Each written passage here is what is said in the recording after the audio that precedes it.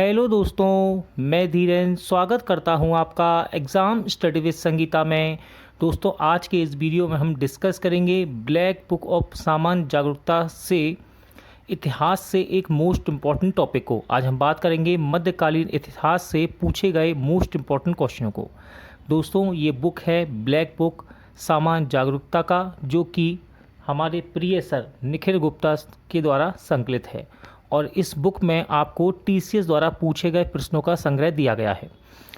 साथ ही साथ दोस्तों, यहाँ पर 300 प्लस सेट दिए गए हैं एसएससी के बच्चों के लिए, रेलवे के स्टूडेंट के लिए भी। उनको भी हम आने वाले समय में यहाँ पर डिस्कस करेंगे।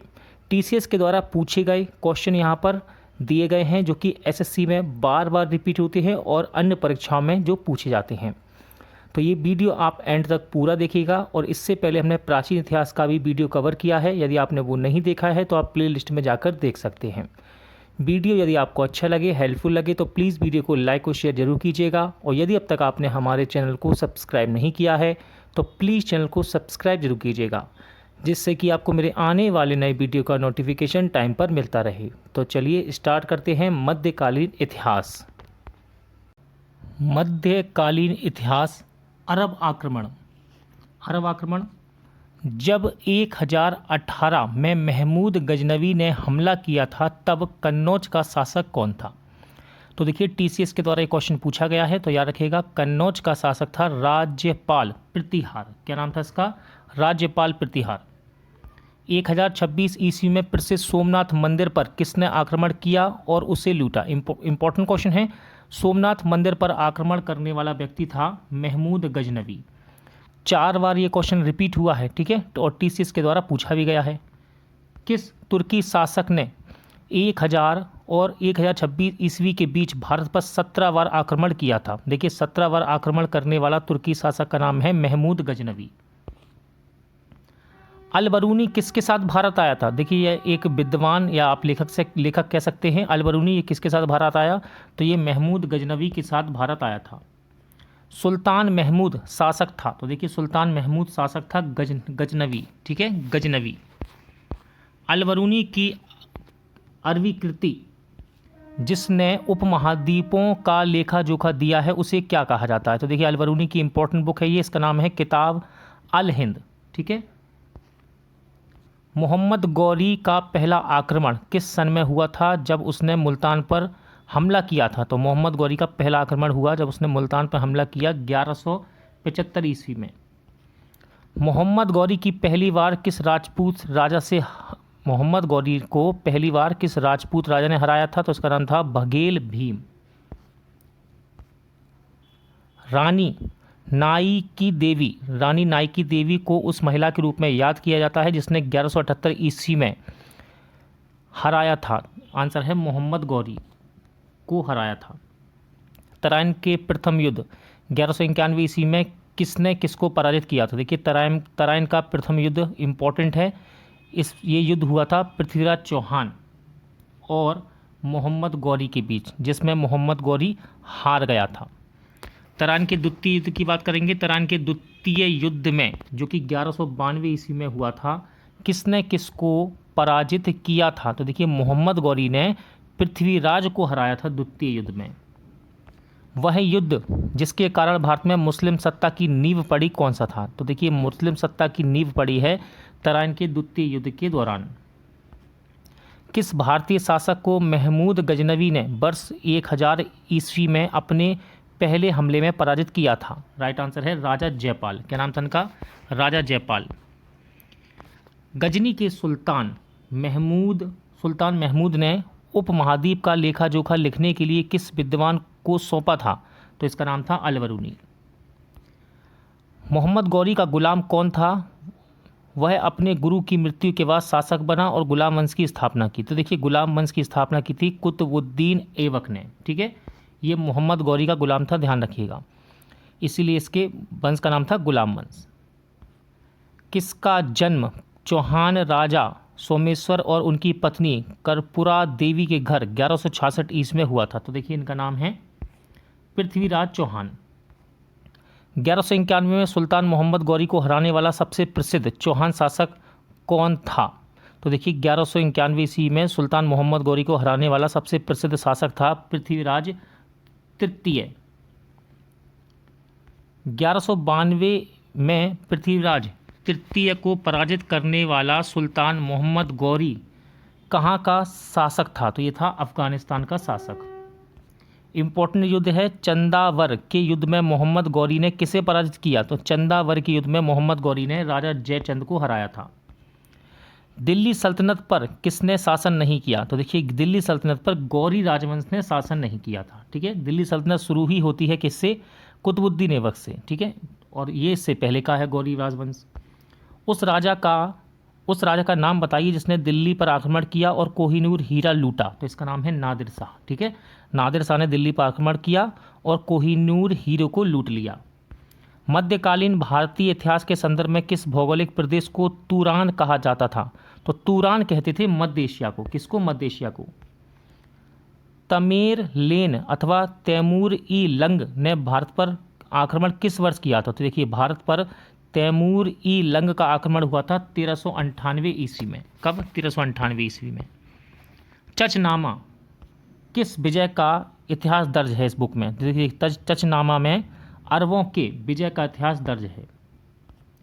मुल्तान को के रूप में भी नामित किया गया। तो देखिए मुल्तान को अरबों ने सोने के शहर के रूप में नामित किया था।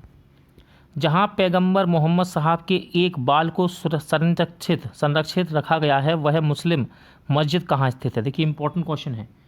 पैगंबर मोहम्मद साहब के एक बाल को संरक्षित रखा गया है श्रीनगर की मस्जिद में। असम राज्य का नाम उस जनजाति के नाम पर पड़ा है जिसने इस क्षेत्र पर विजय प्राप्त की थी। वो जनजाति कहाँ से आई? तो देखिए सियाम। ठीक है, अब थाईलैंड है लेकिन। ठीक है, सियाम। कुबलई खान द्वारा स्थापित राजधानी शहर डेडो कहाँ स्थित है? तो कुबलई खान द्वारा स्थापित राजधानी शहर डेडो ये बीजिंग में स्थित है। शासक चंगेज खान किस जनजाति के थे? तो चंगेज खान ये मंगोल जनजाति के थे। ठीक है, मंगोल जनजाति के। किसके अधीन मंगोलों ने 1219 में उत्तर पूर्वी ईरान में ट्रांसोकिशियान पर आक्रमण किया था? राइट आंसर है मंगोल शासक चंगेज खान। इंपॉर्टेंट क्वेश्चन रहता है दोस्तों, नालंदा विश्वविद्यालय को नष्ट करने वाला मुस्लिम शासक था? तो देखिए नालंदा विश्वविद्यालय को नष्ट करने वाला मुस्लिम शासक था मोहम्मद बिन बख्तियार खिलजी। ठीक है, अक्सर आपको बख्तियार खिलजी मिलेगा बुकों में। ठीक है, मोहम्मद बिन बख्तियार खिलजी ने नालंदा विश्वविद्यालय को नष्ट किया था। दिल्ली सल्तनत भारत के इतिहास में समय पूछा जा रहा है, भारत के इतिहास में किसके बीच की अवधि को दिल्ली सल्तनत के काल के रूप में जाना जाता है? तो देखिए 1206 ईस्वी से लेके 1526 ईस्वी ये दिल्ली सल्तनत का समय रहा। कुतुबुद्दीन ऐबक से ये गुलाम वंश से शुरू होता है। ठीक है, और बहलो लोदी तक ये याद जाता है, लोदी वंश तक जाता है। यानी कि सल्तनत काल 1206 से लेके 1526 ईस्वी के दौरान कितने राजवंशों ने दिल्ली पर शासन किया था? तो देखिए 5 राजवंश यहाँ पर बताए गए हैं। कौन कौन से हैं? पहला है मामलुक अथवा गुलाम वंश 1206 से लेके 1290। इसके बाद आता है खिलजी वंश 1290 से लेके 1320। फिर आता है तुगलक वंश 1320 से लेके 1414। इसके बाद सैयद वंश 1414 से लेके 1451। फिर है लास्ट लोदी वंश 1451 से लेके 1526। ठीक है, ये हो गए 5 वंश। दिल्ली सल्तनत की स्थापना किस वर्ष हुई? तो दिल्ली सल्तनत की स्थापना हुई थी 1206 ईस्वी में। कब हुई थी? 1206 ईस्वी में। दिल्ली सल्तनत में राज्य और प्रशासन के संदर्भ में मुक्ति शब्द का अर्थ क्या है? तो मुक्ति शब्द का अर्थ है एकता नामक भूमि अभिहस्तांकन का धारक। ठीक है, मुक्ति का मतलब ये है। दिल्ली सल्तनत का शासन कब समाप्त हुआ? तो ये समाप्त हुआ 1226 ईस्वी में। दिल्ली सल्तनत की दरबारी अथवा राजभाषा क्या थी? तो दिल्ली सल्तनत की राजभाषा थी फारसी भाषा। कौन सी? फारसी। उस भाषा का नाम बताइए जिसने मध्यकालीन काल के दौरान शिविर भाषा के रूप में भी नामित किया गया था। राइट आंसर है उर्दू भाषा ही। कौन सी? उर्दू। सल्तनत काल में किस कला को सर्वाधिक उत्थान हुआ? तो सल्तनत काल में वास्तुकला का सर्वाधिक उत्थान हुआ। अजमेर की सबसे पुरानी मस्जिदों में से एक अडाई दिन का झोपड़ा नामक मस्जिद का निर्माण किस शासक ने करवाया? तो देखिए अढ़ाई दिन का झोपड़ा पूछा जाता है एग्जाम में ये, और ये देखिए 3 बार रिपीट भी हुआ है, टीसीएस के द्वारा पूछा भी है। तो इस अढ़ाई दिन का झोपड़ा नामक मस्जिद को बनवाया था कुतुबुद्दीन ऐबक, यानी कि कुतुबुद्दीन ऐबक की बात कर रहा है ये। भारत पर शासन करने वाला पहला मुस्लिम वंश कौन सा था? सही आंसर है गुलाम वंश, या इसको मामलुक वंश भी कहते हैं। 1206 से लेकर 1290 तक उत्तर भारत पर शासन करने वाले वंश की स्थापना कुतुबुद्दीन ऐबक ने की थी। आपसे पूछ रहा है कुतुबुद्दीन ऐबक ने किस वंश की स्थापना की? आंसर है गुलाम वंश। दिल्ली की गद्दी पर बैठने वाली पहली और एकमात्र मुस्लिम महिला कौन थी? तो इसका नाम है रजिया सुल्तान। ठीक है, दिल्ली गद्दी पर बैठने वाली और एकमात्र मुस्लिम महिला थी रजिया बेगम। इल्तुतमिश के शासनकाल के दौरान सल्तनत की राजधानी कौन सी थी? तो इल्तुतमिश के शासन के दौरान सल्तनत की राजधानी थी दिल्ली। दिल्ली की गद्दी पर बैठने वाली प्रथम महिला रजिया सुल्तान किसकी पुत्री थी? तो ये इल्तुतमिश की पुत्री थी रजिया सुल्तान। किसकी? इल्तुतमिश की। फ़क्र ए मुद्दव्वीर जो दिल्ली के सुल्तान इल्तुतमिश के समकालीन था, एक प्रसिद्ध था, तो ये था इतिहासकार। कौन था ये? इतिहासकार। 1236 में सुल्तान इल्तुतमिश की पुत्री बनी, तो ये बनी रजिया सुल्तान। ठीक है, 1236 में सुल्तान इल्तुतमिश की पुत्री सुल्तान बनी, उसका नाम क्या था? रजिया सुल्तान। महारानी रजिया सुल्तान को किस किले में कैदी की तरह रखा गया था जब वह अपने विद्रोही जनरल मलिक इख्तियार उद दीन अल्तुनिया से हार गई थी? तो इनको किला मुबारक में बंदी बनाया गया था। कुतुब मीनार का नाम सूफी संत के नाम पर रखा गया है, यानी कि पूछ रहा है कुतुब मीनार का नाम किस सूफी संत के नाम पर रखा गया है? तो ये ख्वाजा कुतुबुद्दीन बख्तियार काकी के नाम पर इसका नाम रखा गया है। शेख ख्वाजा कुतुबुद्दीन बख्तियार काकी की दरगाह कहाँ पर स्थित है? तो ये दिल्ली में स्थित है दोस्तों। कहाँ पर? दिल्ली में। इल्तुतमिश के शासनकाल के दौरान सैन्य सेवा के लिए विशेष दास खरीदे गए, जिन्हें किस नाम से जाना जाता था? तो इनको बंदरन कहते थे। क्या? बंदन कहा जाता था इन्हें। किस दिल्ली सुल्तान ने अपने जन्म को महान जन्म बनाने के लिए प्राचीन योद्धा अफरासियाब के वंश का पता लगाया? सही आंसर है बलबन। दिल्ली के किस सुल्तान ने रक्त और लोह की नीति अपनाई? इंपॉर्टेंट क्वेश्चन है। रक्त और लोह का नीति अपनाने वाला शासक था बलबन। दिल्ली सल्तनत का रक्षक किसे माना जाता है? तो दिल्ली सल्तनत का रक्षक माना जाता है गयासुद्दीन बलबन को। किसको? गयासुद्दीन बलबन को। पहला सुल्तान जिसने खलीफा से अलंकरण पत्र का अनुरोध किया और उसे प्राप्त किया वह कौन था? तो देखिए, खलीफा से अलंकरण पत्र का अनुरोध करने वाला और प्राप्त करने वाला था इल्तुतमिश। नियमित मुद्रा जारी करने और दिल्ली को अपने साम्राज्य की राजधानी घोषित करने वाला दिल्ली का पहला सुल्तान कौन था? इंपॉर्टेंट क्वेश्चन है। तो ये था आपका इल्तुतमिश। ठीक है, नियमित मुद्रा जारी करने वाला और दिल्ली को अपने साम्राज्य की राजधानी घोषित करने वाला दिल्ली का पहला सुल्तान था इल्तुतमिश। कुतुब मीनार का निर्माण किस प्रसिद्ध शासक ने करवाया था? देखिए, शुरुआत की कुतुबुद्दीन ऐबक ने और पूरा करवाने का श्रेय जाता है इल्तुतमिश को। ठीक है,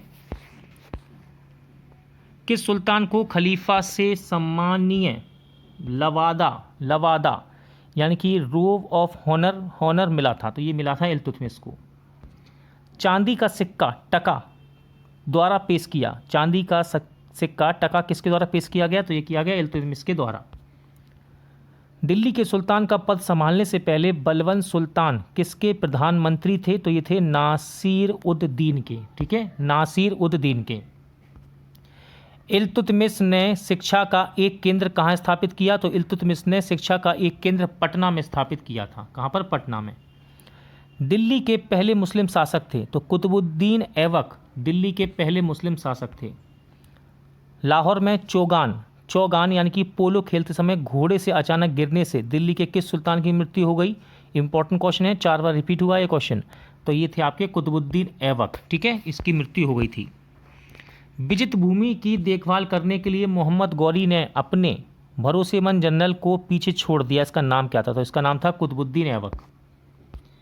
कुबत उल इस्लाम मस्जिद का निर्माण किसने करवाया? तो कुबत उल इस्लाम मस्जिद एग्जाम में पूछी जाती है ये। इसका निर्माण करवाया था कुतुबुद्दीन ऐबक ने। लाख बख्श शासक, ये किसको उपाधि दी गई थी? एक उपाधि थी, किसकी थी? तो लाख बख्श कहा जाता था कुतुबुद्दीन ऐबक को, यानी कि लाखों का दान देने वाला। दिल्ली का कुतुब मीनार का निर्माण किस शताब्दी में हुआ? तो दिल्ली के कुतुब मीनार का निर्माण दूसरी एवं 13वीं शताब्दी, देखिए 12वीं होनी चाहिए दोस्तों, यहाँ पर 12वीं से 13वीं शताब्दी के बीच हुआ, ठीक है। चंगेज खान के अधीन मंगोलों ने किसके शासनकाल में भारत पर आक्रमण किया था? राइट आंसर है इल्तुतमिश।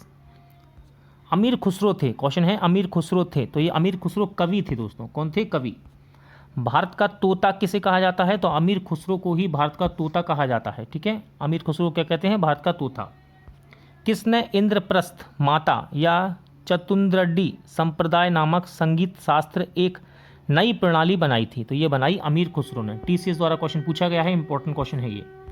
सल्तनत की सबसे बड़ी स्थायी सेना जिसे सीधे राज्य द्वारा भुगतान किया जाता था, किसके द्वारा बनाई गई थी? तो ये बनाई गई अलाउद्दीन खिलजी के द्वारा। किसके द्वारा? अलाउद्दीन खिलजी के द्वारा। वह सुल्तान जिसने खुद को दूसरा सिकंदर यानी कि सिकंदर सानी बताया, वह कौन था? तो अलाउद्दीन खिलजी ने खुद को दूसरा सिकंदर कहा है, ठीक है। दक्षिण भारत पर विजय का प्रयास करने वाला दिल्ली का पहला सुल्तान कौन था?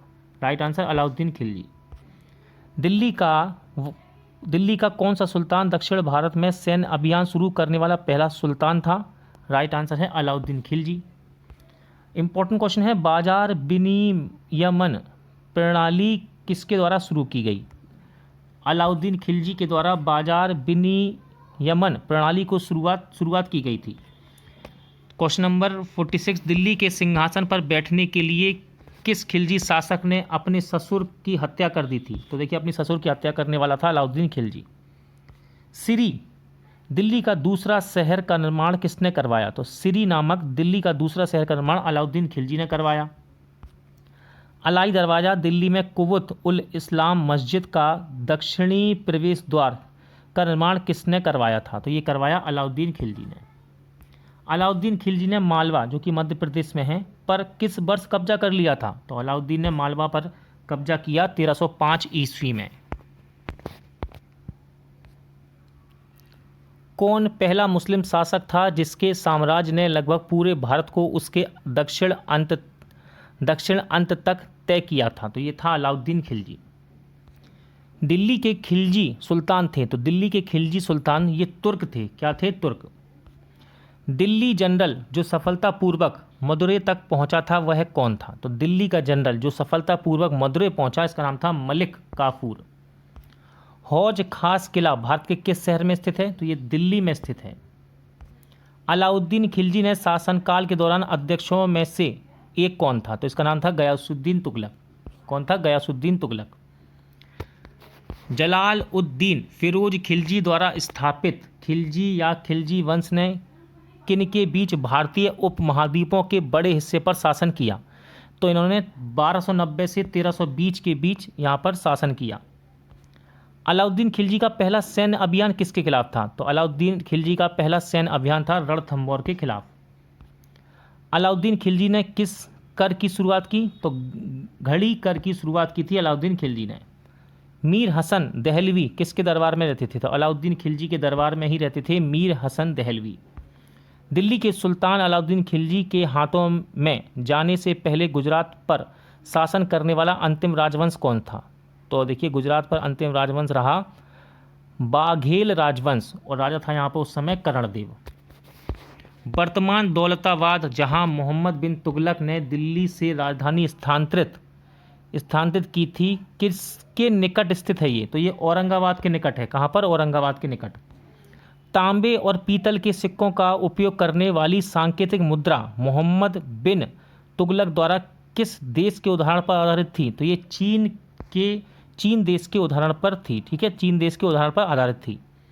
मोहम्मद बिन तुगलक ने अपनी राजधानी कहाँ से कहाँ स्थानांतरित की? 4 बार रिपीट है क्वेश्चन ये टीसीएस के द्वारा। तो दिल्ली से देवगिरी यानी कि दौलताबाद ले गया था ये अपनी राजधानी को। ब्राह्मणों पर भी जजिया कर लगाने वाला दिल्ली का सुल्तान कौन था? तो ब्राह्मणों पर भी जजिया कर लगाने वाला दिल्ली का सुल्तान था फिरोज शाह तुगलक। दिल्ली के किस सुल्तान ने एक रोजगार विभाग, एक दानी संस्था विभाग और एक धर्मार्थ अस्पताल की स्थापना की? तो ये था फिरोज शाह तुगलक। कौन था? फिरोज शाह तुगलक। कुतुब मीनार जैसा कि हमें वर्तमान में पाते हैं अंततः किसके द्वारा फिर से बनाया गया? तो ये बनाया गया फिरोज शाह तुगलक द्वारा। मोहम्मद बिन तुगलक असफल रहा क्योंकि, तो याद रखिए, वह व्यवहारिक राजनेता नहीं था, इसलिए यह असफल रहा। किस सुल्तान ने सती प्रथा को प्रतिबंधित करने का प्रयास किया? तो मोहम्मद बिन तुगलक ने सती प्रथा को प्रतिबंधित करने के प्रयास किए थे। दीवान ए कोही के नाम से जाने जाने वाला कृषि विभाग किसके द्वारा बनाया गया? तो मोहम्मद बिन तुगलक के द्वारा बनाया गया था दीवान ए कोही नाम से जाने जाने वाला कृषि विभाग। धनवानों का राजकुमार किसे कहते हैं? तो धनवानों के राजकुमार कहा जाता है मोहम्मद बिन तुगलक को। किसको? मोहम्मद बिन तुगलक को। दिल्ली के किस सुल्तान ने इतिहासकारों ने विरोधियों का मिश्रण बताया है? तो विरोधियों का मिश्रण कहलाता है मोहम्मद बिन तुगलक। 1329 ईस्वी से लेकर 1330 के बीच तांबे के सिक्कों में सांकेतिक मुद्रा किसने जारी की? तो सांकेतिक मुद्रा का श्रेय जाता है मोहम्मद बिन तुगलक को। मोहम्मद बिन तुगलक किसमें कुशल था? तो ये दर्शन शास्त्र में कुशल था। कौन? मोहम्मद बिन तुगलक। किस राजवंश के सुल्तानों ने सबसे लंबे समय तक शासन किया? तो तुगलक वंश ने सबसे लंबे समय तक शासन किया था। ठीक है, 1320 से लेकर 1414 ईस्वी तक।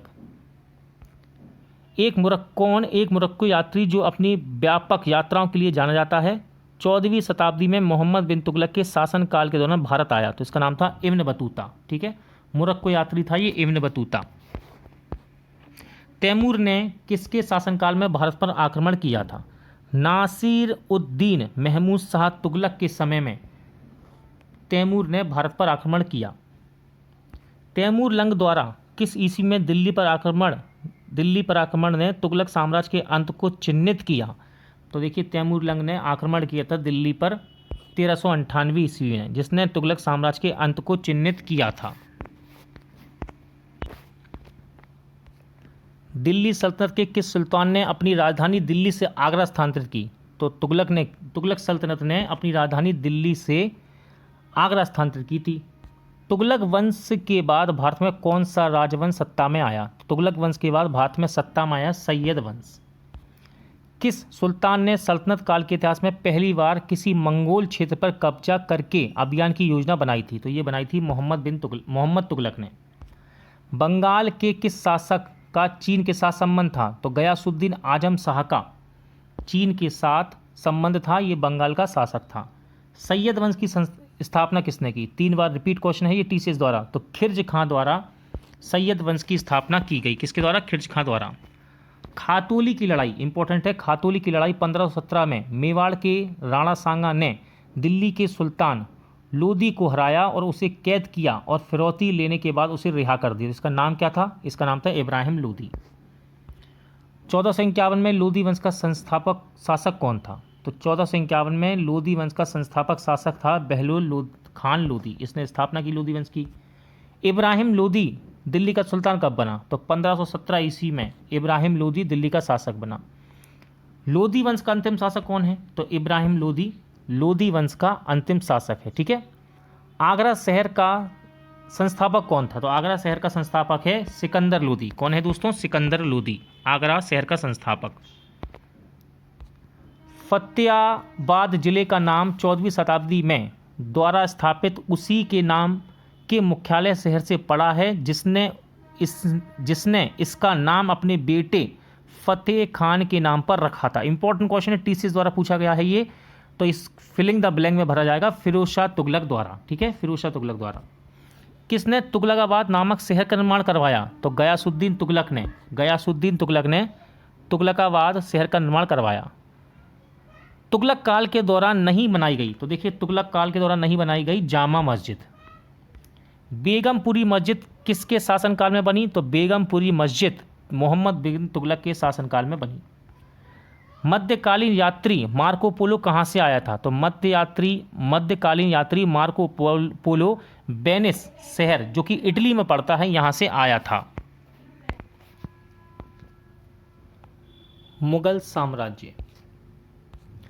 मुगल साम्राज्य के शासकों का सही अनुक्रम क्या है, यानी कि यहाँ पर बताया कि सबसे पहले कौन आया और उसके बाद कौन। तो देखिए सबसे पहले आता है बाबर, हुमायूं, अकबर, जहांगीर, शाहजहाँ, औरंगजेब, फिर बहादुर शाह। ठीक है। अगला क्वेश्चन है मुगल काल के दौरान रैंक और वेतन नामक संख्यात्मक मान द्वारा निर्धारित किया जाता था। तो ये जाट नामक संख्यात्मक मान के द्वारा निर्धारित किया जाता था। मुगल साम्राज्य के दौरान जजिया कर किस पर लगाया जाता था? तो ये गैर मुस्लिम नागरिकों पर लगाया जाता था जजिया कर। ठीक है। मुगल साम्राज्य के दौरान मुगल साम्राज्य की आर्थिक व्यवस्था के संदर्भ में पोलाज शब्द का संदर्भ किससे है? तो पोलाज शब्द का संदर्भ है बाढ़ से खेती योग्य भूमि से। किससे? बाढ़ से खेती योग्य भूमि से। भारत में वास्तुकला की चार बाग शैली की शुरुआत किसने की? तो ये मुगलों ने की है। किसने? मुगलों ने। जाट एवं सावर शब्द किस प्रशासनिक व्यवस्था से संबंधित हैं? तो ये मनसबदारी प्रथा से संबंधित हैं। ठीक है। जाट एवं सावर शब्द। विजय का शहर फतेहपुर सीकरी कहाँ में मुगलों के गौरवशाली शासनकाल के दौरान बनवाया गया? तो ये आगरा में बनवाया गया। ठीक है। फतेहपुर सीकरी। मुगल काल के दौरान शाही आदेश को किस नाम से जाना जाता था? तो इसको फरमान कहा जाता था। ठीक है। फरमान कहते थे। का उपयोग मुगलों की घरेलू दुनिया को संदर्भित करने के लिए किया जाता था। तो हरेम का प्रयोग मुगलों की घरेलू दुनिया को संदर्भित करने के लिए किया जाता था। मुगल बादशाहों का मीर बख्शी का मुखिया कौन था? तो मुगल बादशाहों में मीर बख्शी सेना संगठन का मुखिया था। मुगल जागीर से आप क्या समझते हैं? तो देखिए मुगल जागीर का मतलब है अधिकारी को राजस्व का अधिकार देना।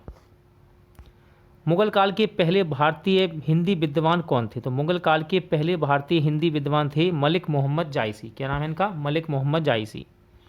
इंपॉर्टेंट क्वेश्चन है मुगलों की दरबारी भाषा क्या थी? तो मुगलों की दरबारी भाषा थी फारसी। मुगल काल में भारत आने वाला विदेशी यात्री और जिसने मयूर सिंहासन का एक विशेष विवरण हमारे पास छोड़ा था वह कौन है? तो इसका नाम है ट्रेवनियर। ठीक है। ट्रेवनियर। किन मुगल बादशाहों को अपनी आत्मकथाएं लिखी हैं? तो देखिए बाबर और जहांगीर दो ऐसे बादशाह थे मुगल बादशाह जिन्होंने अपनी आत्मकथा खुद लिखी हैं। ठीक है। मुगलों ने नवरोज का त्यौहार किसके लिए किया था? तो इन्होंने पारसियों के लिए नवरोज का त्यौहार किया।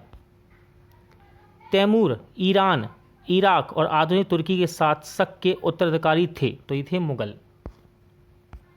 दिल्ली का लाल किला 16वीं शताब्दी में किस वंश के सम्राट का निवास स्थान था? तो दिल्ली का लाल किला 16वीं शताब्दी में मुगलों का निवास स्थान था। ये वे व्यक्ति जो मुगल सेवा में शामिल होकर पद धारण किए उन्हें क्या कहा जाता था? तो इन्हें मनसबदार कहते थे। ठीक है। ध्यान रखिएगा मनसबदार कहलाते थे ये।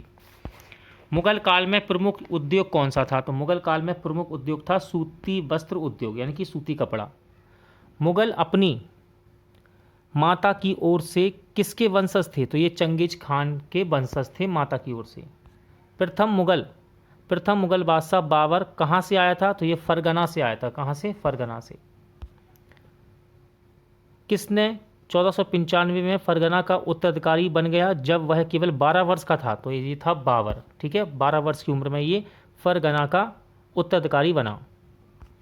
1526 में भारत में मुगल साम्राज्य की स्थापना किसने की? राइट आंसर है बाबर। 8 बार रिपीट है ये क्वेश्चन, ध्यान रखिएगा।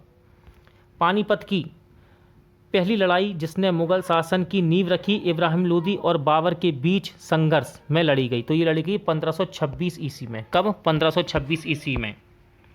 बाबर और राणा सांगा के नेतृत्व वाली राजपूत सेना के बीच खानुआ यानी कि खानवा का युद्ध किस वर्ष लड़ा गया? तो खानवा का युद्ध लड़ा गया 1527 ईस्वी में।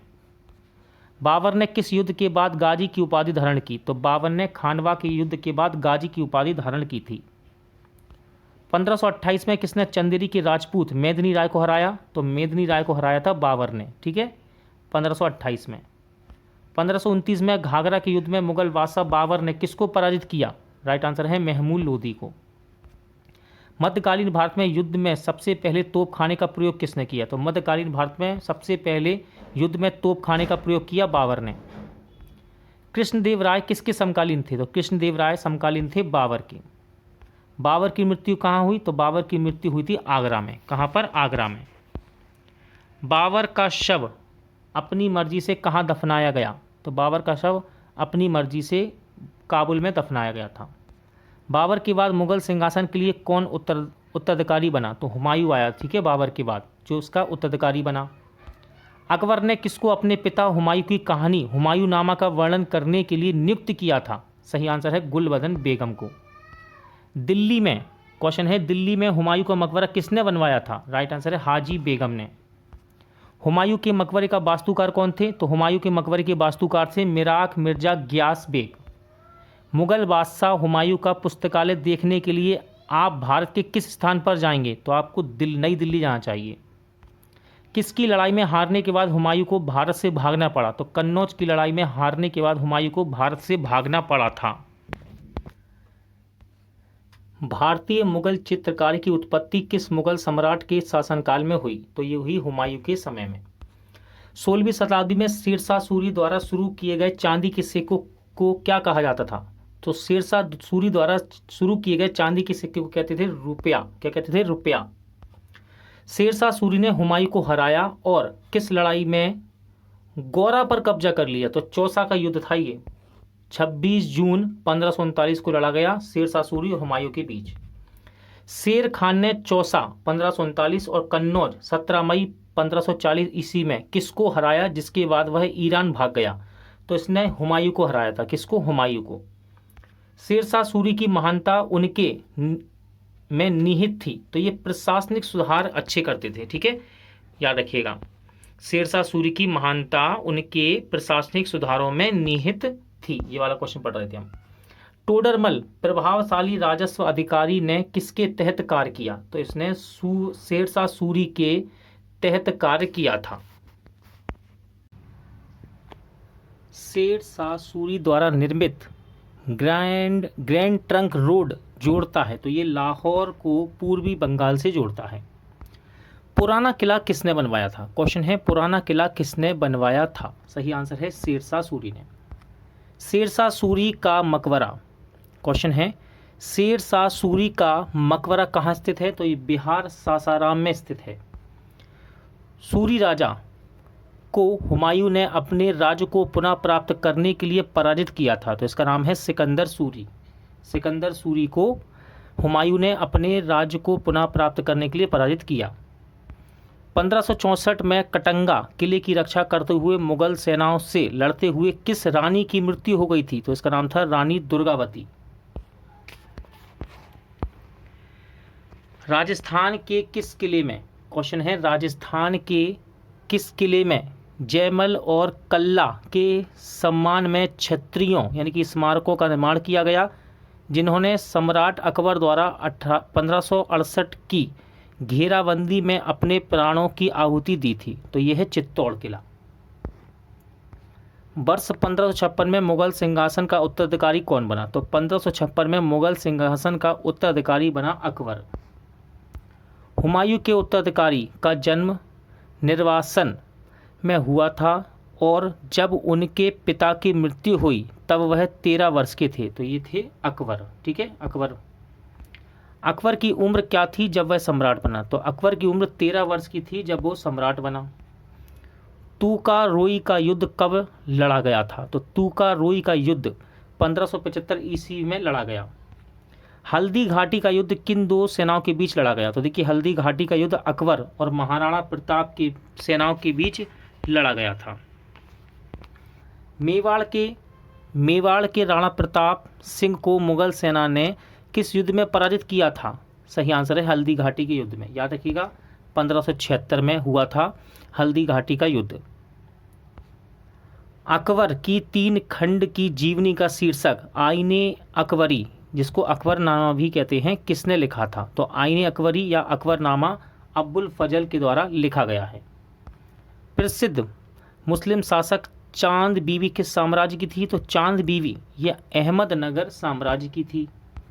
तुलसीदास ने किसके शासनकाल में रामचरितमानस की रचना की थी? तो देखिए, तुलसीदास ने अकबर के समय में, अकबर के शासनकाल में रामचरितमानस की रचना की। प्रतिष्ठित संगीतकार जोड़ी तानसेन और बैजू बावरा किसके शासनकाल के दौरान संपन्न हुए? तो ये अकबर के शासन के काल के दौरान संपन्न हुए। सती प्रथा को रोकने की कोशिश करने वाला मुगल बादशाह कौन था? तो सती प्रथा को रोकने की कोशिश करने वाला मुगल बादशाह था अकबर। दीन ए इलाही किसके द्वारा शुरू किया गया नया धर्म था? तो दीन ए इलाही धर्म को अकबर द्वारा शुरू किया गया था। किस मुगल शासक ने मनसबदारी प्रथा की शुरुआत की जो मुगल सैन्य संगठन और नागरिक प्रशासन का आधार बनी? तो मनसबदारी प्रथा को शुरू किया था अकबर ने। जजिया कर को किसने समाप्त किया? तो जजिया कर को अकबर ने समाप्त किया था। पानीपत का द्वितीय युद्ध किसके बीच लड़ा गया? तो पानीपत का द्वितीय युद्ध अकबर और हेमू की सेना के बीच लड़ा गया था। अकबर के प्रारंभिक दिनों में उसका शासक कौन था? सही आंसर है बैरम खान। कौन था? बैरम खान। दीन ए इलाही को स्वीकार करने वाला अकबर का एकमात्र हिंदू दरबारी कौन था? तो देखिए, एकमात्र हिंदू दरबारी जिन्होंने दीन ए इलाही धर्म को स्वीकार किया, इनका नाम था बीरबल। मुगल बादशाह अकबर ने गुजरात के खानदेश की विजय की यादगार के रूप में किसका निर्माण करवाया? सही आंसर है बुलंद दरवाजा का, 1601 ईस्वी में।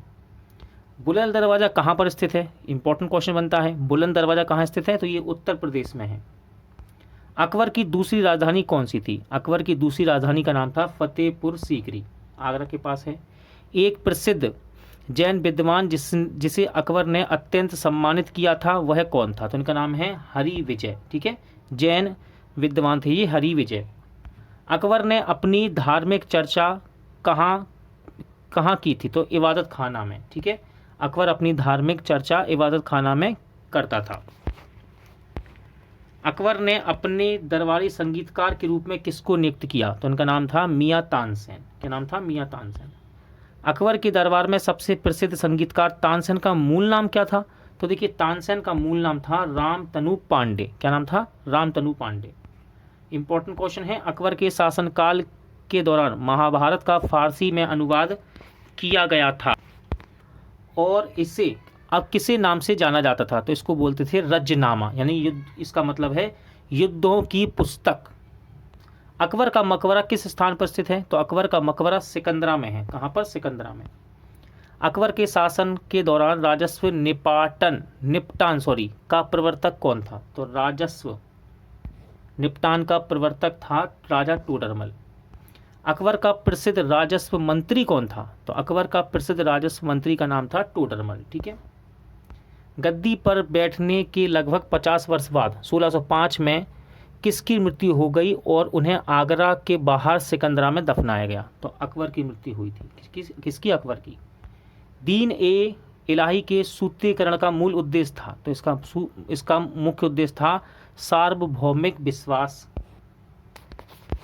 किस लेखक ने अकबर के दीन ए इलाही को अपनी मूर्खता का स्मारक कहा है? ज्ञान का नहीं। तो ये शब्द हैं विंसेंट स्मिथ के। किस स्मारक को पत्थरों का स्वप्न के नाम से जाना जाता है? आंसर है पंचमहल को। रामायण का फारसी में अनुवाद किसने किया? तो रामायण का फारसी में अनुवाद किया था बदायूनी ने। महाभारत का फारसी में अनुवाद किसने किया? तो महाभारत का भी फारसी में अनुवाद किया था बदायूनी ने। अकबर के शासनकाल के दौरान मुगल साम्राज्य की उत्तर पश्चिमी सीमा क्या थी? तो इनकी उत्तर पश्चिमी सीमा थी हिंदू कुश। अकबर के साम्राज्य में कौन सा राज्य शामिल नहीं था? राइट आंसर है बीजापुर। ठीक है, बीजापुर शामिल नहीं था ये अकबर के साम्राज्य में। पानीपत का द्वितीय युद्ध किन दो सेनाओं के बीच लड़ा गया? तो पानीपत का द्वितीय युद्ध अकबर और हेमू की सेना के बीच लड़ा गया था। कौन सा मुगल बादशाह निरक्षर था?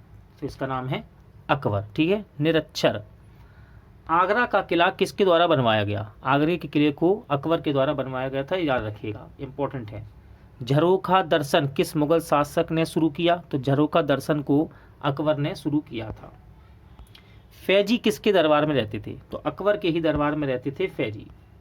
किस वर्ष अकबर ने चित्तौड़ के सिसोदिया राजधानी पर कब्जा किया? तो 1568 ईस्वी में अकबर ने चित्तौड़ की सिसोदिया राजधानी पर कब्जा किया था। निम्नलिखित में से कौन सा युग्म गलत है? देखिए, अब्बुल फजल मुख्य सलाहकार, दूसरा है फैजी कवि, तीसरा है बीरबल मंत्री, सभी सही हैं। तो ये ऑप्शन के हिसाब से यहाँ पर क्वेश्चन को रखा गया है, कह रहा है कौन सा गलत है, तो गलत है बीरबल वित्त मंत्री, ठीक है, ये गलत है। अकबर का उत्तराधिकारी उसका पुत्र सलीम हुआ जिसने उपाधि धारण की, जिसका अर्थ है विश्व विजेता। तो देखिए, जहांगीर की उपाधि धारण की थी सलीम ने, ठीक है। राजकुमार सलीम किस वर्ष मुगल सिंहासन पर बैठा था? तो राजकुमार सलीम मुगल सिंहासन पर बैठा 1605 ईस्वी में। किसने मेहर उन निसा से शादी की जिसे उन्होंने नूरजहां यानी कि दुनिया की रोशनी की उपाधि दी थी? तो जहांगीर ने शादी की थी नूरजहां से, ठीक है। जहांगीर के शासनकाल में मुगल दरबार में उपस्थित होने वाला प्रथम अंग्रेज कौन था? तो कैप्टन विलियम हॉकिंस वह अंग्रेज था, प्रथम अंग्रेज जो कि जहांगीर के दरबार में आया था। ईस्ट इंडिया कंपनी ने कैप्टन विलियम हॉकिंस को 1608 ईस्वी में किस सम्राट के दरबार में सूरत में एक कारखाना खोलने की अनुमति लेने के लिए भेजा था? तो इसको जहांगीर के दरबार में भेजा गया था, ठीक है। किसको? कैप्टन विलियम हॉकिंस को। मुगल सम्राट ने किस मुगल सम्राट ने 1613 ईस्वी में सूरत में अंग्रेजी ईस्ट इंडिया कंपनी को अपना कारखाना स्थापित करने की अनुमति दी थी? तो इसका नाम है जहांगीर। सर थॉमस रो ने इंग्लैंड के राजा जेम्स प्रथम के राजदूत के रूप में मुगल शासक के दरबार में दौरा किया? तो जहांगीर के दरबार में दौरा किया था। अपने शासनकाल के अंतिम वर्षों में अकबर राजकुमार सलीम भविष्य के सम्राट के विद्रोह से विचलित थे? तो ये जहांगीर के विद्रोह से विचलित थे। उस्ताद मंसूर किस मुगल शासक के शासनकाल में प्रसिद्ध चित्रकार थे? तो ये जहांगीर के समय में रहते थे, ठीक है। उस्ताद मंसूर चित्रकार थे ये। जहांगीर का अर्थ क्या है? तो जहांगीर का अर्थ होता है विश्व विजेता, ठीक है। जहांगीर शब्द का अर्थ क्या है? विश्व विजेता। किसके शासनकाल के दौरान मुगल चित्रकला अपने चरम पर पहुंच गई थी? राइट आंसर है जहांगीर। हिंदी गीतों की रचना का श्रेय किस मुगल सम्राट को दिया जाता है? तो हिंदी गीतों की रचना का श्रेय जहांगीर को दिया जाता है। जहांगीर के शासनकाल के किस चित्रकार को नादिर उल असरा की उपाधि से सम्मानित किया गया? तो ये किया गया था मंसूर को। जहांगीर की आत्मकथा तुजुक ए जहांगीरी किस भाषा में लिखी गई है? तो जहांगीर की आत्मकथा तुजुक ए जहांगीरी ये फारसी भाषा में लिखी गई है। पाकिस्तान में मुगल बादशाह जहांगीर का मकबरा कहाँ पर है? तो पाकिस्तान में मुगल बादशाह जहांगीर का मकबरा लाहौर में स्थित है। कहाँ? लाहौर में। जहांगीर मुगल सम्राट ने 1605 से लेकर 1627 में अपनी मृत्यु तक भारत पर शासन किया। तो चौथे मुगल सम्राट थे ये। मुगल साम्राज्य पर 1628 से 1658 ईस्वी तक किसका शासन था? सही आंसर है शाहजहां का। ताजमहल का मुख्य वास्तुकार किसे माना जाता है? तो ताजमहल का मुख्य वास्तुकार उस्ताद अहमद लाहौरी, जिसको उस्ताद ईसा भी कहते हैं, ठीक है, को माना जाता है। आगरा में यमुना नदी के किनारे अपनी पत्नी मुमताज महल के लिए ताजमहल किसने बनवाया था? सही आंसर है शाहजहां ने। ताजमहल किस शताब्दी में बनाया गया? तो ताजमहल को 17वीं शताब्दी में बनाया गया था। दिल्ली की जामा मस्जिद का निर्माण किस शताब्दी में हुआ? दिल्ली की जामा मस्जिद का निर्माण 17वीं शताब्दी में हुआ था। शाहजहां के सबसे बड़े पुत्र का नाम क्या था? तो शाहजहां के सबसे बड़े पुत्र का नाम था दारा शिकोह।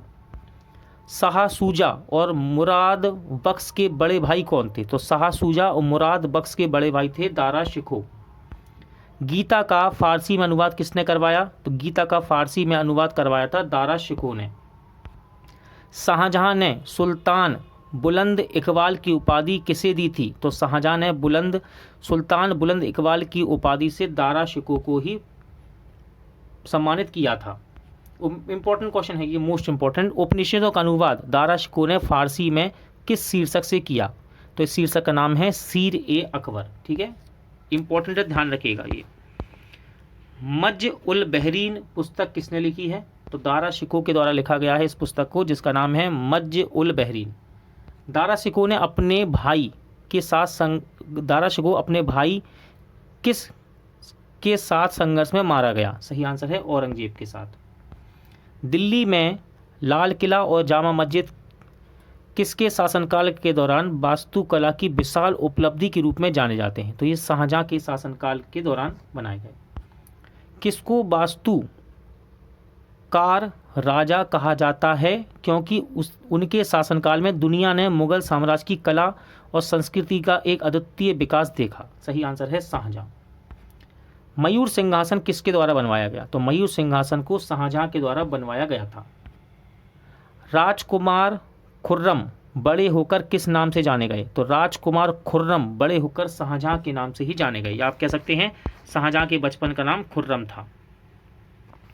आगरा की मोती मस्जिद का संबंध किस मुगल शासक से है? तो आगरा की मोती मस्जिद का संबंध शाहजहां से है। किसके शासनकाल में, क्वेश्चन है, किसके शासनकाल में वकील का पद समाप्त कर दिया गया? राइट आंसर शाहजहां के समय में। शाहजहां के शासनकाल में भारत आने वाला विदेशी यात्री कौन था? इसका नाम था मनुक्की। शाहजहां का प्रसिद्ध मयूर सिंहासन 1739 में किसके द्वारा छीन लिया गया? तो ये फारसी आक्रमणकारी था नादिर शाह, इसके द्वारा मयूर सिंहासन को छीन लिया गया। पंडित राज जगन्नाथ किस मुगल शासक के कवि थे? तो पंडित राज जगन्नाथ ये शाहजहां के कवि थे, शासनकाल में कवि थे। किस मुगल सम्राट ने मुगलों की राजधानी को आगरा से दिल्ली स्थानांतरित किया? तो आगरा से दिल्ली राजधानी को ले गया था कौन? शाहजहां ले गया था। अब्दुल हमीद लाहौरी की कृति बादशाहनामा उनके संरक्षक का आधिकारिक इतिहास है। तो ये है शाहजहां के आधिकारिक इतिहास। किस सम्राट द्वारा सम्राट शाहजहां द्वारा नहीं बनवाया गया? तो हुमायूं का मकबरा दिल्ली ये शाहजहां द्वारा नहीं बनवाया गया। किस मुगल इमारत की लंबाई और चौड़ाई बिल्कुल बराबर होने की अनूठी विशेषता है? राइट आंसर है ताजमहल। असम में पोवा मक्का किसका मकबरा है? तो ये पीर गियासुद्दीन औलिया का मकबरा है। ठीक है, इसका नाम है पोवा मक्का। कहाँ है? असम में। औरंगजेब ने कब से कब तक मुगल साम्राज्य पर शासन किया? तो 1658 से लेकर 1707 तक औरंगजेब ने मुगल साम्राज्य पर शासन किया। 15 अप्रैल 1658 को औरंगजेब और महाराजा जसवंत सिंह के बीच धर्मतपुर का युद्ध किस नदी पर लड़ा गया था? तो ये नर्मदा नदी पर लड़ा गया। कहाँ पर? नर्मदा नदी पर। मिर्जा राज की उपाधि औरंगजेब ने अपने 2 सर्वोच्च रैंक वाले रईसों को प्रदान की थी। तो देखिए इनके नाम हैं जय सिंह और जसवंत सिंह। मुगल बादशाह किसने आलमगीर की उपाधि धारण की? तो औरंगजेब ने ही आलमगीर की उपाधि को धारण किया था। फतवा ए आलमगिरी मुस्लिम कानून का एक संग्रह किसकी अवधि के दौरान लिखा गया था? तो ये लिखा गया औरंगजेब के अवधि के शासनकाल में। किसके शासनकाल में मुगल साम्राज्य के क्षेत्रफल के मामले में अपने चरम पर पहुंच गया था? तो ये पहुंच गया औरंगजेब के शासनकाल में। किस मुगल शासक ने संगीत और नृत्य पर प्रतिबंध लगा दिया? इंपॉर्टेंट क्वेश्चन है। संगीत और नृत्य पर प्रतिबंध लगाया था औरंगजेब ने। बहादुर शाह प्रथम का जन्म हुआ? तो बहादुर शाह प्रथम का जन्म हुआ था 1643 ईस्वी में। कब हुआ? 1643 ईस्वी में। किसको औरंगजेब ने अपने शेष जीवन के लिए कैद कर लिया था? तो देखिए औरंगजेब ने शाहजहां को कैद कर लिया था। ठीक है। किस मुगल सम्राट ने ईस्ट इंडिया कंपनी को शुल्क मुक्त व्यापार करने का अधिकार देते हुए एक फरमान जारी किया था? राइट आंसर है औरंगजेब। शक्तिशाली मुगल शासकों में से अंतिम कौन था? तो शक्तिशाली मुगल शासकों में से अंतिम था औरंगजेब। जिंदा पीर के नाम से किसको जाना जाता है? इंपॉर्टेंट क्वेश्चन है। जिंदा पीर के नाम से जाना जाता है औरंगजेब को। दिल्ली के लाल किले में मोती मस्जिद का निर्माण किसने करवाया था? देखिए आगरा की मोती मस्जिद अलग है, ये दिल्ली की बात हो रही है। दिल्ली के लाल किले की मोती मस्जिद का निर्माण करवाया औरंगजेब ने। किस मुगल शासक के शासनकाल में जजिया कर फिर से लगाया गया? तो औरंगजेब के समय में जजिया कर फिर से लगाया गया, या कह सकते हैं शुरू किया गया। सैयद बंधुओं का पतन किस मुगल बादशाह ने किया? राइट आंसर है मोहम्मद शाह ने।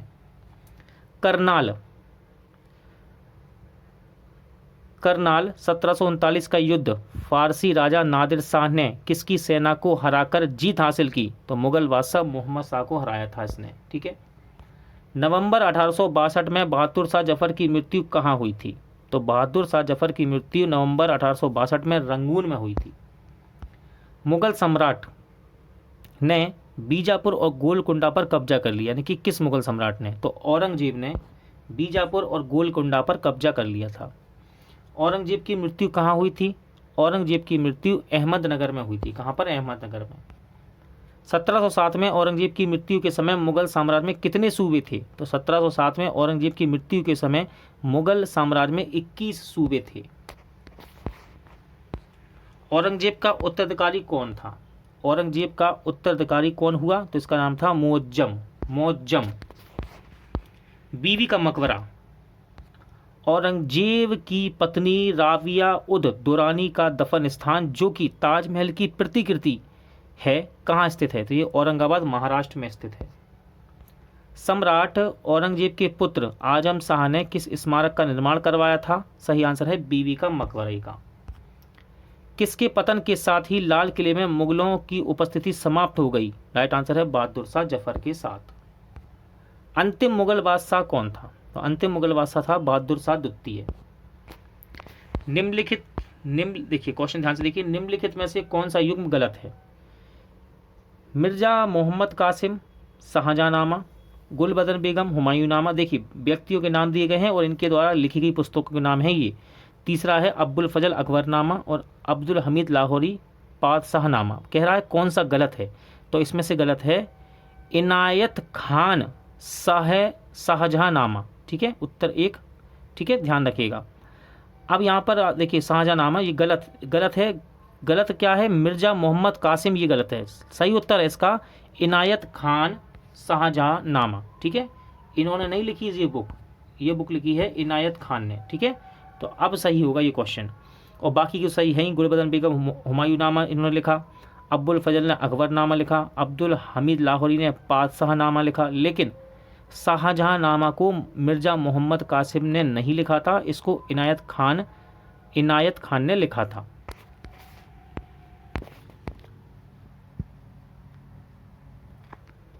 मध्यकालीन इतिहास शक्तिशाली राजपूत। गुलाबी रंग का कौन सा स्मारक है? तो देखिए गुलाबी रंग का स्मारक है हवा महल। परिवार और दोस्तों के लिए आयशा के नाम से जानी जाने वाली इस राजकुमारी ने सवाई मानसिंह द्वितीय बहादुर से शादी की और दुनिया में किस नाम से जानी जाती थी? तो इसका नाम था महारानी गायत्री देवी। क्या नाम था? महारानी गायत्री देवी। टीसीएस के द्वारा क्वेश्चन बनाया गया था। पंजाब के पटियाला में शीश महल या दर्पणों का महल किसने बनवाया? तो पंजाब के पटियाला में शीश महल या दर्पणों का महल महाराजा नरेंद्र सिंह द्वारा बनवाया गया था। दिल्ली शहर की स्थापना का श्रेय किस तोमर शासक को दिया जाता है? तो दिल्ली शहर की स्थापना का श्रेय अनंगपाल नामक तोमर शासक को दिया जाता है। रणथंभौर था, तो देखिए रणथंभौर एक राजपूत किला था। जयपुर के महाराजा सवाई जयसिंह ने कहाँ पर खगोलीय वेधशाला, जिनको जंतर मंतर के नाम से जाना जाता है, का निर्माण करवाया? तो इन्होंने देखिए 5 जगह बनवाए हैं ये, दिल्ली, जयपुर, बनारस, उज्जैन और मथुरा। 4 बार रिपीट है ये क्वेश्चन, टीसीएस के द्वारा पूछा भी गया।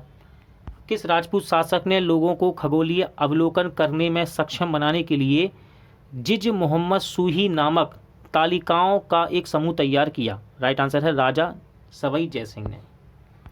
महाराजा सवाई जयसिंह द्वितीय द्वारा जयपुर में नाहरगढ़ किले का निर्माण किस वर्ष किया गया था?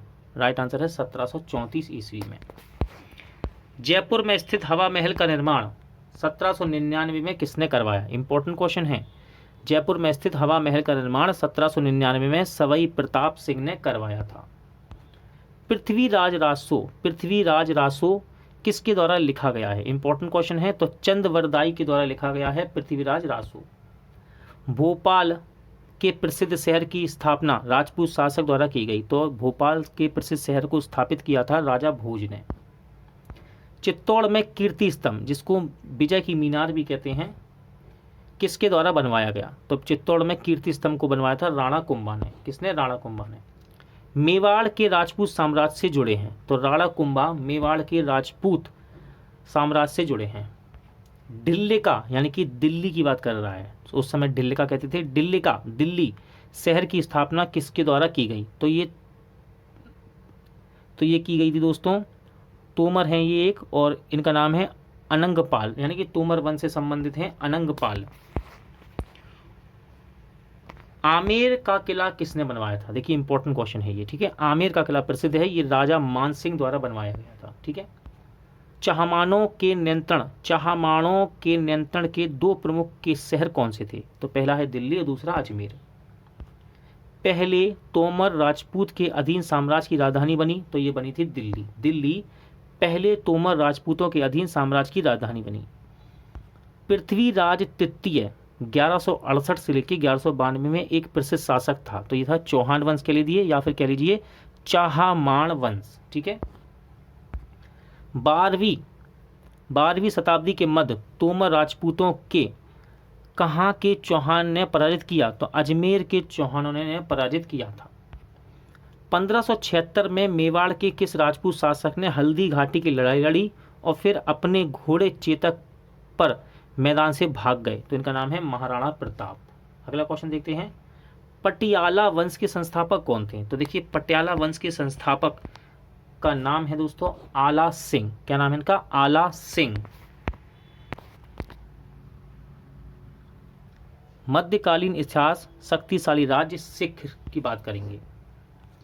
सिख धर्म की स्थापना किस शताब्दी में हुई? तो सिख धर्म की स्थापना 15 से 16वीं शताब्दी में की गई। गुरु नानक देव सिख धर्म के प्रवर्तक की जन्मस्थली, जिसे आज ननकाना साहिब के नाम से जाना जाता है, को पहले क्या कहा जाता था? तो इसको पहले कहते थे राय भोई दी तलवंडी, ठीक है। क्या कहते थे? राय भोई दी तलवंडी। गुरु नानक देव का जन्म कब हुआ? तो 1469 ईस्वी में गुरु नानक देव का जन्म हुआ था। गुरु नानक देव को प्रबोधन की प्राप्ति किस शहर में हुई? तो सुल्तानपुर लोधी में इन्हें प्रबोधन की प्राप्ति हुई थी। गुरु नानक का उत्तराधिकारी कौन था? तो देखिए गुरु नानक जी के उत्तराधिकारी थे गुरु अंगद। कौन थे? गुरु अंगद। छठवां क्वेश्चन है, गुरु नानक की जीवनी लिखने वाले सिख गुरु कौन है? तो गुरु नानक की जीवनी लिखने वाले सिख गुरु का नाम है गुरु अंगद देव। पंजाबी भाषा की गुरुमुखी लिपि 16वीं शताब्दी में दूसरे सिख गुरु द्वारा बनाई गई, इनका नाम क्या है? तो इनका नाम है गुरु अंगद। इंपॉर्टेंट क्वेश्चन है, अमृतसर की नींव किस सिख गुरु ने रखी? तो अमृतसर शहर की नींव रखी थी गुरु रामदास जी ने। सिखों के 10 गुरुओं में से 5वें गुरु कौन थे? तो 5वें गुरु का नाम है गुरु अर्जुन देव। 5वें सिख गुरु ने आदि ग्रंथ को संकलित किया, जो सिख ग्रंथ का पहला आधिकारिक संस्करण था। तो ये किया था किसने? गुरु अर्जुन देव जी ने। किसने विश्व प्रसिद्ध हरमंदिर साहिब का निर्माण किया, जिसे अमृतसर में स्वर्ण मंदिर के नाम से जाना जाता है? तो देखिए कंफ्यूज मत होइएगा, हरमंदिर साहिब को ही स्वर्ण मंदिर कहते हैं, ठीक है, जिसे अमृतसर में स्वर्ण मंदिर के नाम से जाना जाता है। तो ये गुरु अर्जुन देव द्वारा ही निर्माण किया गया था। अकाल तख्त किसके द्वारा बनवाया गया? तो अकाल तख्त की स्थापना की गई गुरु गोविंद सिंह जी के द्वारा। अगला क्वेश्चन देखते हैं, सिख गुरु, क्वेश्चन है सिख गुरु श्री हरकृष्ण जी का प्रबोधन किस वर्ष इन्हें प्राप्त हुआ था? तो राइट आंसर है 1661 ईस्वी में। कब? 1661 ईस्वी में। देखिए लिखा भी है यहाँ पर 1661। सिख गुरु हरकृष्ण के उत्तराधिकारी कौन थे? राइट आंसर है गुरु तेग बहादुर। किस सिख गुरु ने खुद को सच्चा बादशाह कहा है? तो सच्चा बादशाह कहा था गुरु तेग बहादुर ने। सिखों के 10वें गुरु गुरु गोविंद सिंह किसके पुत्र थे? तो सिखों के 10वें गुरु गुरु गोविंद सिंह गुरु तेग बहादुर के पुत्र थे। गुरु गोविंद सिंह सिखों के थे, तो ये 10वें गुरु थे सिखों के। सिखों के 10वें और अंतिम गुरु गोविंद सिंह जी की जन्मस्थली क्या है? तो इनका जन्मस्थली है पटना साहिब। गुरु गोविंद सिंह ने फारसी कहाँ से सीखा था? तो इन्होंने आनंदपुर साहिब से ही फारसी सीखा था। सिख सैन्य संप्रदाय खालसा किसके द्वारा पेश किया गया, या कह सकते हैं खालसा पंथ की स्थापना किसने की? तो राइट आंसर है गुरु गोविंद सिंह जी ने खालसा पंथ की स्थापना की थी। खालसा पंथ की स्थापना गुरु गोविंद सिंह ने किस वर्ष की? राइट आंसर है 1699 ईस्वी में। गुरु गोविंद सिंह ने सिखों को हर समय 5 चीज़ें रखने की आज्ञा दी, वे क्या हैं? तो देखिए इनका नाम है कड़ा, कच्छेरा, कृपाण, खालसा और कंगा।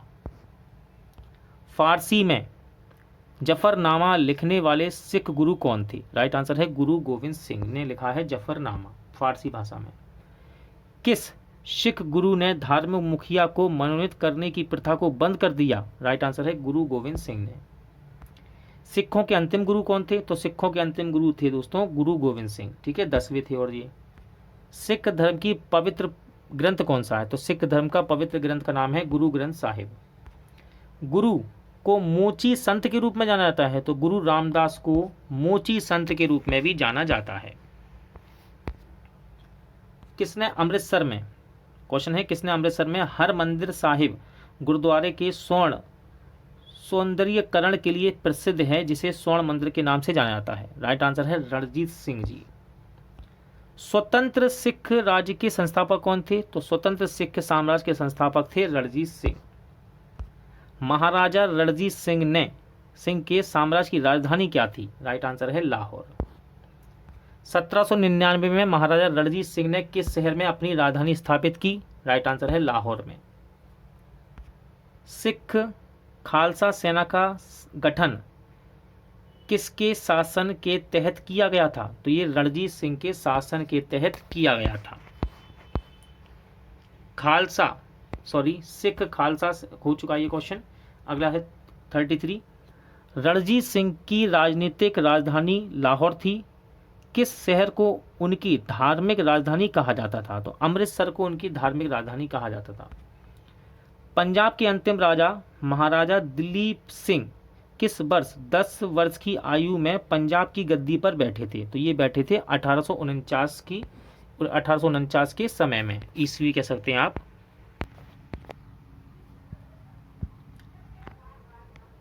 मध्यकालीन इतिहास शक्तिशाली राज्य मराठा साम्राज्य। मराठा शासन में सरदेशमुखी था, तो देखिए मराठा शासन में सरदेशमुखी राजस्व पर लगाया गया कर था, ठीक है, कितना होता था ये? 10%। चौथ क्या था? तो शिवाजी द्वारा पड़ोसी राज्यों पर लगाया जाने वाला भूमि कर था ये चौथ, ठीक है, इंपॉर्टेंट है दोनों ही, और रिपीट हुए हैं और टीसीएस के द्वारा पूछा भी गया क्वेश्चन। शिवाजी के शासनकाल में कौन सा कर वसूल किया जाता था? सही आंसर है सरदेशमुखी। मुगल सेना के खिलाफ लड़ते हुए सिंहगढ़ किले की सफल रक्षा में किस मराठा योद्धा की मृत्यु हो गई? तो इनका नाम था तानाजी मालुसरे। क्या नाम था? तानाजी मालुसरे। साईबाई से शिवाजी के पुत्र का नाम रखा गया था। सही आंसर है संभाजी रखा गया था। छत्रपति शिवाजी और सोयराबाई ने अपने पुत्र का नाम क्या रखा था? राइट आंसर है राजाराम। क्या रखा गया? राजाराम। किसके बीच पुरंदर की संधि पर हस्ताक्षर हुए थे? इंपॉर्टेंट क्वेश्चन है। पुरंदर की संधि पर हस्ताक्षर हुए मुगल और मराठा साम्राज्य के बीच। क्षेत्रीय मराठा राजवंशों में से एक होलकर वंश की स्थापना किसने की थी? तो क्षेत्रीय मराठा राजवंशों में से एक होलकर वंश की स्थापना की थी मल्हार राव ने। किसने? मल्हार राव ने। छत्रपति शिवाजी ने प्रतापगढ़ के युद्ध में किसे मारा था? राइट आंसर है अफजल खान को मारा था। छत्रपति शिवाजी ने प्रतापगढ़ के युद्ध में अफजल खान को मारा था। किस यूरोपीय शक्ति ने शिवाजी ने तोपें और गोला बारूद प्राप्त किया? सही आंसर है पुर्तगाली। 1665 में पुरंदर की संधि का तत्कालीन उद्देश्य क्या था? तो देखिए 1665 की पुरंदर संधि का तत्कालीन उद्देश्य था शिवाजी और बीजापुर के सुल्तान के बीच विवाद के बीच बोने के लिए, ठीक है। शिवाजी ने कितनी बार सूरत को लूटा? तो शिवाजी ने सूरत को 2 बार लूटा था। शिवाजी का राज्याभिषेक कब हुआ? तो शिवाजी का राज्याभिषेक 1674 ईस्वी में किया गया था। सबसे शक्तिशाली पेशवा कौन थे? तो सबसे शक्तिशाली पेशवा थे बाजीराव प्रथम। बालाजी विश्वनाथ के पुत्र थे ये। मराठा साम्राज्य का दूसरा संस्थापक किसे कहा जाता है? तो मराठा साम्राज्य का दूसरा संस्थापक कहा जाता है बालाजी विश्वनाथी को, ठीक है, बालाजी विश्वनाथी को। पेशवा के घराने के संस्थापक कौन थे? तो पेशवा के घराने के संस्थापक थे बालाजी विश्वनाथी। शिवाजी के मंत्रिपरिषद में प्रधानमंत्री को क्या कहा जाता था? तो प्रधानमंत्री को कहा जाता था पेशवा। क्या कहते हैं? पेशवा। शिवाजी ने किस संधि द्वारा किलों को मुगलों को सौंप दिया था? राइट आंसर है पुरंदर की संधि के द्वारा। शिवाजी के राज्य की राजधानी क्या थी? तो शिवाजी के राज्य की राजधानी थी रायगढ़। शिवाजी के गुरु कौन थे? इंपॉर्टेंट है, शिवाजी के गुरु पूछे जाते हैं। शिवाजी के गुरु का नाम था रामदास। 17वीं शताब्दी में भारत में गुरिल्ला युद्ध की अवधारणा को किसने लागू किया? तो गुरिल्ला युद्ध की अवधारणा को शिवाजी ने ही लागू किया था। मराठा काल में ग्राम प्रशासन के लिए उत्तरदायी अधिकारी कौन था? सही आंसर है पाटिल। महादजी, सिंधिया और नाना फडणवीस किस वंश के थे? तो ये मराठा वंश के ही थे। ठीक है, महादजी, सिंधिया और नाना फडणवीस। बंगाल के शासक, बंगाल के किस शासक ने मराठाओं को उड़ीसा का एक हिस्सा दिया था? तो इसका नाम है अलीवर्दी खान ने। पानीपत के तीसरे युद्ध में 1761 में कौन पराजित हुआ? तो 1761 में मराठा पराजित हुए थे। ठीक है, पानीपत के तीसरे युद्ध में। जब अहमद शाह अब्दाली ने 1761 में पानीपत की तीसरी लड़ाई में मराठों को हराया, तब दिल्ली का शासक कौन था? सही आंसर है शाह आलम द्वितीय। पानीपत की तीसरी लड़ाई किसके बीच लड़ी गई थी? तो ये मराठा और दुर्रानी के बीच लड़ी गई थी। ठीक है, पानीपत की तीसरी लड़ाई। पानीपत में मराठों की हार क्यों हुई? तो देखिए, पानीपत में मराठों की हार क्यों हुई? मराठा ताकत में अफगान के बराबर नहीं थी। ठीक है, पेशवा के समय अंग्रेजों ने पेशवाशिप को समाप्त किया था, तो बाजीराव द्वितीय यानी अंतिम पेशवा के समय में किया गया था। ये पेशवा बाजीराव द्वितीय के स्वतंत्र अस्तित्व का अंत किस संधि से हुआ? आंसर है बेसिन की संधि से। मराठों को हराने के बाद अंग्रेजों ने किस वर्ष दिल्ली पर अधिकार कर लिया? राइट आंसर है 1803 ईस्वी में। क्वेश्चन देखिए, निम्नलिखित में से कौन सा जोड़ा मराठों की कराधान प्रणाली से संबंधित है? पहला है चौथ और सरदेशमुखी, जट और सवर, तीसरा है पोलज और परूती, चौथा ऑप्शन है इकता और जागरी। तो देखिए, अब यहाँ पर सही आंसर देखिए, मराठा चौथ और सरदेशमुखी से हैं, और दिल्ली सल्तनत से संबंधित है इकता और जागीर, मुगल से संबंधित है पोलाज और परूती, और मनसबदारी है जट और सवर से। ठीक है, यहाँ पर सारे ही सेट आपको बनाकर दे दिए गए हैं। मध्यकालीन इतिहास, शक्तिशाली राज विजयनगर। हरिहर और बुक्का किस साम्राज्य के संस्थापक थे? तो हरिहर और बुक्का विजयनगर साम्राज्य के संस्थापक थे। उस नदी का नाम बताइए जिस तट पर विजयनगर शहर स्थित है। सही आंसर है तुंगभद्रा नदी पर। तुंगभद्रा नदी है ये। विजयनगर शासक कृष्णदेव राय की रचनाओं में से अमात्य मल्याद किस भाषा में लिखी गई थी? तो ये तेलुगु भाषा में लिखी गई है दोस्तों, इंपॉर्टेंट बुक है ये। तालीकोट का युद्ध के समय विजयनगर साम्राज्य में कौन सा राजवंश शासन कर रहा था? सही आंसर है तुलुव वंश। कौन सा वंश था ये? तुलुव। कृष्णदेव राय किस वंश के थे? तो कृष्णदेव राय तुलुव वंश के थे। किस वंश के थे? तुलुव वंश के। लेपाक्षी का मंदिर अपने लटकते खम्भों के लिए प्रसिद्ध है और विजयनगर शैली में निर्मित है।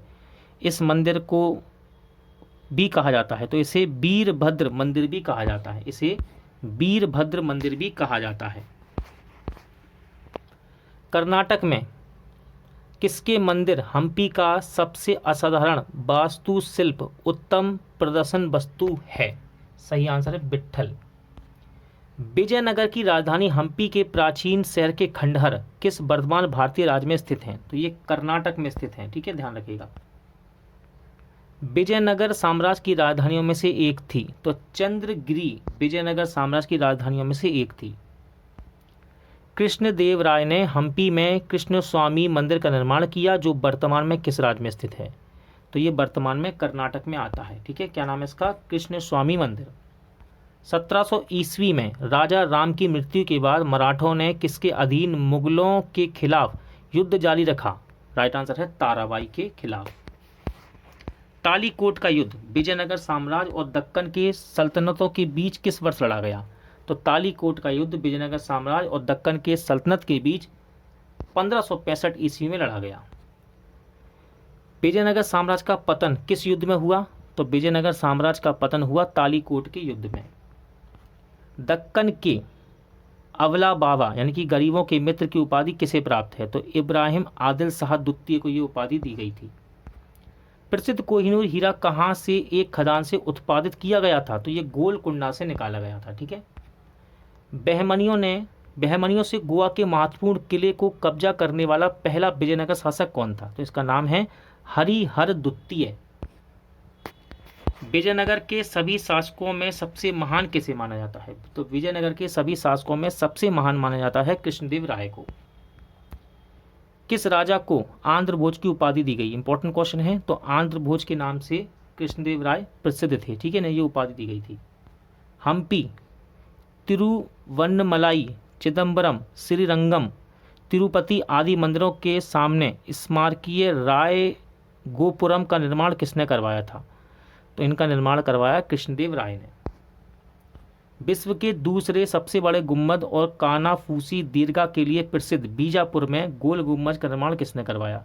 तो बीजापुर की गोल गुम्बज का निर्माण करवाया था यूसुफ आदिल शाह ने। विजयनगर के शासकों ने किस भाषा को बढ़ावा दिया? तो राइट आंसर है तमिल, तेलुगु, संस्कृत को। मध्यकाल में अब्दुल रज्जाक किस देश से भारत आया था? तो ये फारस से भारत आया था। मध्यकालीन इतिहास शक्तिशाली राज्य बहमनी साम्राज्य। बहमनी साम्राज्य की स्थापना किसने की? तो बहमनी साम्राज्य की स्थापना की थी अलाउद्दीन बहमन शाह ने। बहमनी शासक ताजुद्दीन फिरोज ने किस विजयनगर शासक की पुत्री से विवाह किया था? राइट आंसर है देवराय प्रथम की पुत्री से। गोलकुंडा किला किस राजवंश द्वारा बनवाया गया था? तो गोलकुंडा किले को काकतीय राजवंश के द्वारा बनवाया गया था। कौन सा विरासत स्थल वास्तुकला की द्रविड़ शैली को दर्शाता है? तो हम्पी वास्तुकला की द्रविड़ शैली को दर्शाता है। गोल गुम्बज मोहम्मद आदिल शाह का मकबरा है। तो ये बीजापुर कर्नाटक में है। कहाँ पर? बीजापुर कर्नाटक में गोल गुम्बज मोहम्मद आदिल शाह का मकबरा है। बीजापुर अपनी किस चीज़ के लिए जाना जाता है या किस वस्तु के लिए? तो बीजापुर अपनी गोल गुम्बज के लिए जाना जाता है। गोल गुम्बज की रचना किसने की थी? इंपॉर्टेंट क्वेश्चन है। गोल गुम्बज की रचना की थी दाबुल के याकूत ने। गोल गुम्बज किस शताब्दी में बनाया गया? तो 17वीं शताब्दी में बनाया गया था गोल गुम्बज। महमूद गवान साम्राज्य के एक प्रतिष्ठित मंत्री थे, यानी कि किस साम्राज्य के प्रतिष्ठित मंत्री थे? तो ये बहमनी साम्राज्य के ही थे। बहमनी राजाओं की राजधानी कहाँ थी? बहमनी राजाओं की राजधानी थी गुलबर्गा। हैदराबाद शहर के संस्थापक कौन थे? तो हैदराबाद शहर के संस्थापक थे मोहम्मद कुली कुतुब शाह। इंपॉर्टेंट क्वेश्चन है, चार मीनार का निर्माण किसके द्वारा करवाया गया? तो चार मीनार का निर्माण करवाया गया मोहम्मद कुली कुतुब शाह के द्वारा। किस मध्यकालीन शासक को जगत गुरु कहा जाता है? तो मध्यकालीन शासक जगत गुरु कहलाते हैं इब्राहिम आदिल शाह प्रथम। हम्पी में स्मारकों का समूह किसके द्वारा बनाया गया था? तो हम्पी में स्मारकों का समूह हरिहर और बुक्का के द्वारा बनाया गया था। मध्यकालीन इतिहास सूफी भक्ति और सूफी काल। भक्ति आंदोलन किस शताब्दी में शुरू हुआ? तो भक्ति आंदोलन की शुरुआत हुई थी 7वीं शताब्दी में। भक्ति आंदोलन किसकी शिक्षा से महाराष्ट्र में फैलाया गया? तो यह संत ज्ञानेश्वर की शिक्षा से महाराष्ट्र में फैलाया गया। जिस सूफी संत ने कहा कि भक्ति शक्ति ईश्वर के करीब जाने का एक तरीका है, वह कौन थे? तो उनका नाम है बाबा फरीद। सूफी संत के मकबरे को क्या कहा जाता है? तो सूफी संत के मकबरे को दरगाह कहते हैं। मध्यकालीन सूफी परंपरा के संदर्भ में बली शब्द का क्या अर्थ है? तो बली शब्द का अर्थ होता है संत। कौन सा सूफी आदेश सबसे रूढ़िवादी था? तो ये था नक्शबंदी। 15वीं शताब्दी के दौरान असम में वैष्णव संप्रदाय के प्रमुख समर्थकों में से एक थे, तो उनका नाम है शंकर देव। भारत के किस राज्य में दक्षिणतम ज्योतिर्लिंग मंदिर स्थित है? तो ये तमिलनाडु में स्थित है। भारत में किस धर्म की उत्पत्ति नहीं हुई? तो पारसी धर्म की उत्पत्ति भारत में नहीं हुई। राम पंथ के प्रमुख प्रकाश संत कवि कौन थे जिन्होंने रामचरित मानस कविता भी लिखी थी? तो ये थे आपके तुलसीदास जी। कंवन ने रामायण किस भाषा में लिखा है? तो कंवन ने रामायण को तमिल भाषा में लिखा है। ऐसा माना जाता है कि भगवान शिव ने किसका रूप धारण किया और दक्षिण भारत में मीनाक्षी मंदिर के स्थल पर पार्वती से विवाह किया? तो इन्होंने सुंदरेश्वरी का रूप धारण किया था। भगवान राम पर ध्यान केंद्रित करने वाला भक्ति आंदोलन के नेता कौन थे? तो उनका नाम है रामानंद। संत कबीर ने अपनी आध्यात्मिक शिक्षा किस गुरु से प्राप्त की? इन्होंने रामानंद से अपनी शिक्षा प्राप्त की थी। किसने? संत कबीर जी ने। कौन सा ग्रंथ कश्मीर के राजाओं का विस्तृत विवरण देता है? तो इसका नाम है राजतरंगिणी। ठीक है, ये कश्मीर के राजाओं का विस्तृत विवरण देता है। कल्हड़ ने लिखा था इसको दोस्तों, राजतरंगिणी को। कल्हड़ ने 12वीं शताब्दी में किस नाम से पुस्तक लिखी जो कश्मीर के राजाओं का एक पद्म रूप ऐतिहासिक इतिवृत्त है? तो इसका नाम है राजतरंगिणी। कल्हड़ ने, देखिए क्वेश्चन हो चुका है ये, अगला देखते हैं। राम सेतु के अन्य क्या नाम है? तो देखिए राम सेतु के अन्य नाम है राम सेतु, सेतुबंद, सेतु बंधन, रामर पालम और आदम का पुल। ठीक है, ध्यान रखिएगा ये सभी नाम एक ही चीज के हैं, राम सेतु के। पंचवटी वाल्मीकि रामायण का एक प्रमुख भाग है, भारत के किस राज्य में स्थित है ये? तो ये महाराष्ट्र में स्थित है। सूफी लॉज शाहजहां के समय मौजूद थे जहां लोग आध्यात्मिक मामलों पर चर्चा करने के लिए आते थे। इन लॉज को क्या कहा जाता था? तो इनको कहते थे खानकाहा। क्या कहते थे? खानकाहा। 19वीं शताब्दी मध्य भारत में सतनामी आंदोलन की स्थापना किसके द्वारा की गई? तो ये की गई गुरु घासीदास के द्वारा। 12वीं शताब्दी के कर्नाटक में वीरशैव के किसके अनुयायी थे? तो वीरशैव बसवन के अनुयायी थे। किसके? बसवन के। सही अनुक्रम चुनिए। तो देखिए सबसे पहले आते हैं निजामुद्दीन औलिया, कबीर, ठीक है, देखिए फिर इसके बाद मीराबाई और तुलसीदास। ठीक है, ग्रेटर देन लगा हुआ है यहाँ, आप खुद समझ सकते हैं। ठीक है, राजस्थान के माउंट आबू में दिलवाड़ा मंदिर किसके अनुयायियों द्वारा बनवाया गया? तो ये बनवाया गया जैन धर्म के अनुयायियों द्वारा। सूफी परंपरा में पीर का क्या अर्थ है? तो पीर का मतलब होता है सूफियों के गुरु। भक्ति आंदोलन और सूफी आंदोलन दोनों में से पहलू समान नहीं है, तो इसमें समान नहीं है मूर्ति पूजा। ठीक है, भारत में सबसे महत्वपूर्ण सूफी तीर्थ स्थल कौन सा है? तो भारत में सबसे महत्वपूर्ण सूफी तीर्थ स्थल है, उसका नाम है अजमेर।